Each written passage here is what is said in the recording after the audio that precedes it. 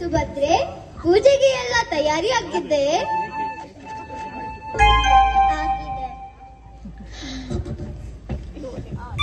ಮಾತೃಶ್ರೀ ಅವರಿಗೆ ಪ್ರಣಾಮಗಳು. ಅಭಿಮನ್ಯು, ಎತ್ತಲು ಮಗು, ಏನಿವತ್ತು ಬಹಳ ಉತ್ಸಾಹದಿಂದ ಇದ್ದೀಯ?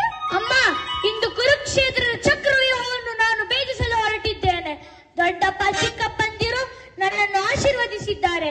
ನೀವು ಸಹ ನನ್ನನ್ನು ಆಶೀರ್ವದಿಸಿ ಕಳಿಸಿಕೊಡಿ. ಮಗು ಅಭಿಮನ್ಯು, ನೀನು ಚಕ್ರವ್ಯೂಹವನ್ನು ಭೇದಿಸಬೇಕಂದ? ಏಕಮ್ಮ, ನಿನ್ನ ಈ ಮಗನ ಶೌರ್ಯದ ಮೇಲೆ ನಿನಗೇನಾದರೂ ಸಂದೇಹವೇ? ಸಂದೇಹವಲ್ಲ, ಆದರೆ ನನಗಿರುವುದು ನೀನೊಬ್ಬನೇ ಮಗು. ನೀನು ಎಂದುಕೊಂಡಂತೆ ಯುದ್ಧವೆಂದರೆ ನೀನು ಚಿಕ್ಕವನಿದ್ದಾಗ ಆಡುತ್ತಿದ್ದ ಚಿನ್ನಿ ಕೋಲಿನ ಆಟದಂತಲ್ಲ. ಯುದ್ಧವೆಂದರೆ ಬಣ್ಣದ ಓಕುಳಿ ಅಲ್ಲ, ನೆತ್ತರ ಕೂಪ, ಮಹಾಮಾರಿ, ರಕ್ತದ ದಾಹದಿಂದ ಕೆನ್ನಾಲಿಗೆ ಚಾಚಿ ನಿಂತಿರುವ ಮೃತ್ಯು ಸ್ವರೂಪಿ. ಸೊಗಸಾಗಿದೆ ಅಮ್ಮ, ಸೊಗಸಾಗಿದೆ. ನಿನ್ನ ಈ ರಣಭೂಮಿಯ ವರ್ಣನೆ ಸೊಗಸಾಗಿದೆ. ಜಗದೇಕ ವೀರ ಪಾರ್ಥನ ಮಡದಿಯಾಗಿ ನೀನು ಹೀಗೆ ಹೇಳಬಲ್ಲೆಯ ತಾಯಿ? ಅಮ್ಮ, ಕ್ಷತ್ರಿಯನೆಂದರೇನು? ಕ್ಷತ್ರಿಯ ಧರ್ಮವೆಂದರೇನು?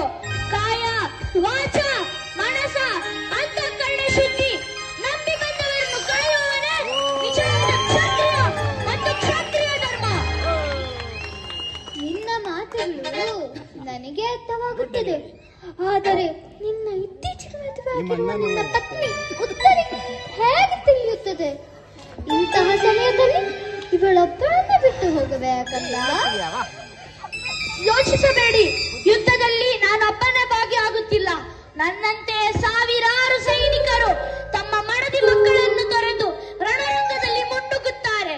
ಒಂದು ವೇಳೆ ನಾನು ಹೋಗದೆ ಅವರನ್ನು ಮಾತ್ರ ಕಳಿಸಿದರೆ ರಣರಂಗದಲ್ಲಿ ಆಹುತಿಯಾಗಿಸುವುದು ಕ್ಷತ್ರಿಯ ಧರ್ಮವಲ್ಲ. ಇಂತಹ ಎಷ್ಟೋ ಯುದ್ಧಗಳಿಗೆ ನೀನು ನನ್ನ ಅಪ್ಪನಿಗೆ ವೀರ ತಿಲಕವನ್ನಿಟ್ಟು ಕಳಿಸಿಕೊಟ್ಟಿದ್ದನ್ನು ಇಷ್ಟು ಬೇಗ ಮರೆತೆಯ ತಾಯಿ? ನಾನು ಸಹ ನನ್ನ ಅಪ್ಪನಂತೆ ಸಿಡಿಲ ಬರಿ, ನನ್ನ ರಕ್ತದ ಕೈಗಳಲ್ಲಿ ಅವರಂತೆ ಶೌರ್ಯ, ವೀರತ್ವ ತುಂಬಿ ತುಳುಕುತ್ತಿದೆ. ಇಂತಹ ಅವಕಾಶ ಎಲ್ಲರಿಗೂ ಸಿಗುವುದಿಲ್ಲ, ಆದರೆ ಇಂತಹ ಅವಕಾಶ ತಾನಾಗಿ ಒದಗಿ ಬಂದಿದೆ. ನನ್ನಲ್ಲಿರುವ ಶಸ್ತ್ರಾಸ್ತ್ರಗಳನ್ನು ಪರೀಕ್ಷಿಸಲು ಇದು ಸರಿಯಾದ ಸಮಯ. ನನ್ನ ಈ ತೋಳುಗಳು ಶತ್ರುವಿನ ತಲೆಗಳನ್ನು ಚೆಂಡಾಡಲು ಕಾಯುತ್ತಿದೆ. ನನ್ನ ಈ ಉತ್ಸಾಹವನ್ನು ಕ್ಷಮನಗೊಳಿಸದೆ ನನ್ನನ್ನು ಕಳಿಸಿಕೊಡು ತಾಯಿ.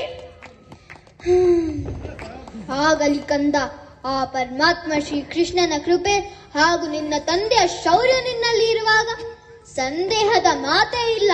ಕೀರ್ತಿಶಾಲಿಯಾಗಿ ಬಾ ಕುಮಾರ. ನನ್ನನ್ನು ಆಶೀರ್ವದಿಸಿ.